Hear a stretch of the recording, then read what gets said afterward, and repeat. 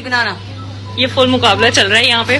کون پہلے سیکشن کرتا ہے؟ ڈاکٹر عائشہ اور ڈاکٹر طیبہ. ڈاکٹر طیبہ. ڈاکٹر عیسیٰ از دا جج. اور یہ سپورٹر 1 ڈاکٹر طیبہ، سپورٹر 2 ڈاکٹر عائشہ. عائشہ جلدی کر. وہی ڈاکٹر یہاں سے ریکٹر کی آگے نکالی ہے. ایک عورت جو آلریڈی اپنے سب سے ولنریبل اسٹیٹ میں ہے، اس کی کنسنٹ کے بغیر اس کی ویڈیو ریکارڈ ہو رہی ہے. یہ صرف ایک ان ایتھیکل چیز نہیں ہے بلکہ اس کی ڈگنیٹی کی ڈائریکٹ وائلیشن ہے. اور دوسری طرف جو بہت الارمنگ چیز ہے وہ سیفٹی ایشوز.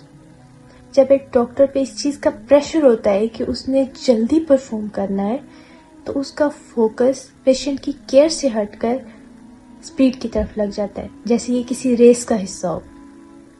میڈیسنس کوئی ریس نہیں ہے. یہاں پہ 1 سیکنڈ کی بھی لاپرواہی نہ پیشنٹ کے لیے لائف تھریٹننگ ثابت ہو سکتی ہے. سب سے افسوس کی بات تو یہ ہے کہ ڈاکٹرز جو ایک بہت ریسپیکٹیبل پروفیشن ہے، لوگ ٹرسٹ کرتے ہیں آپ پہ.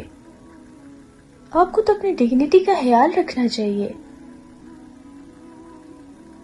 یہ ٹک ٹاک کانٹینٹ بنانے کی جگہ نہیں ہے، یہ وارڈ ہے جہاں انسانوں کی زندگیاں داؤ پہ لگی ہوتی ہیں.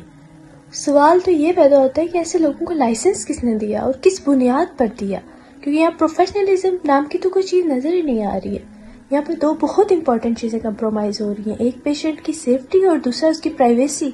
اور جہاں یہ دونوں چیزیں اگنور ہو رہی ہوں وہاں پہ بات صرف انسیڈنٹ تک نہیں رہ جاتی ہے، یہ پورے سسٹم کے لیے ایک الارمنگ سگنل بن جاتا ہے.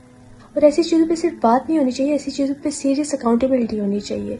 اور ابھی میں تھوڑی دیر پہلے ایک پوسٹ پڑھ رہی تھی کہ گورنمنٹ نے اس پہ ایکٹ لیا بھی ہے. میں گورنمنٹ کے اس ایکٹ کو اپریشیٹ کرتی ہوں. اگر ایسی چیزوں پہ ٹائملی ایکٹ نہ لیا جائے نا تو کل کو سارے ٹک ٹاکرز وارڈ میں آ کے بیٹھے ہوں گے.